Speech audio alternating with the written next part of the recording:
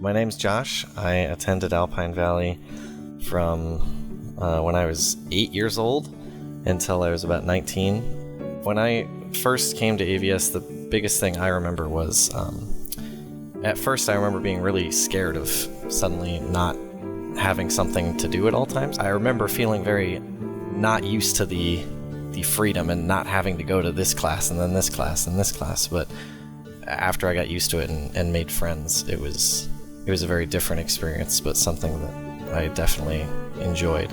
I spent a lot of my time, particularly I'd say from when I was 12 to 13 until close to when I graduated, I was spending a lot of my time playing video games with many of the other students at AVS. Yeah, it was nice to have that freedom to kind of do whatever we wanted at school, and a lot of people take that kind of the wrong way sometimes, I think. For me, I really enjoyed being able to just kind of explore what I wanted to do, and at that time it was video games, definitely for a lot of it. I think one of the best things about video games is the same way it is with all forms of entertainment, whether it's book or movie, like you can enjoy them with someone else, and you can also enjoy them on your own. So there's certain games where you're generally playing with other people, whether it's people in the same room who you're playing with, or whether it's people you're playing with online.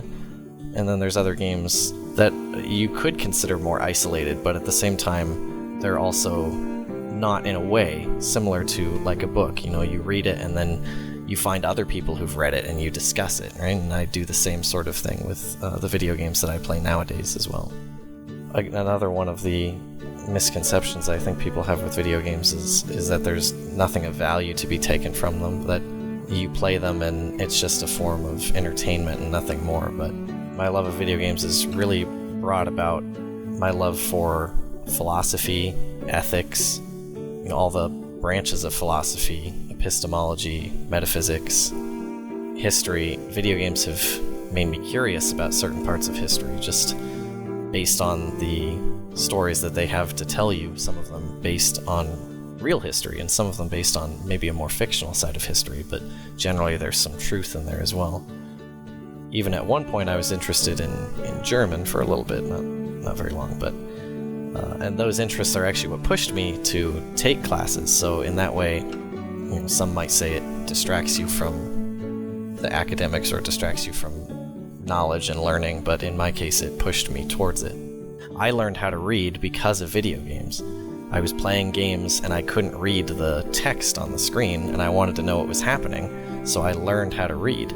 So my advice would be to let it progress on its own, because I think if left to his own devices, he would eventually decide that in order to continue playing the games he wanted to play, he would want to read, whether it's through his peers, maybe who are playing other games, and they're reading them aloud, perhaps, which often happens with younger kids. Then he would want to share in that, and he would also be interested in reading. I think eventually, no matter what, children have a desire to learn, particularly the necessary skills for these forms of entertainment that they love so much, and they will find ways to learn those skills, whether you push them to do it or not, and often when you push them to do it, they're less inclined to do so.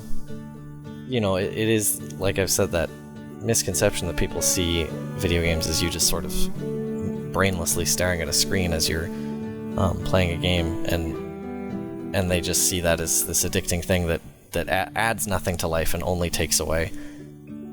And I definitely don't see it that way.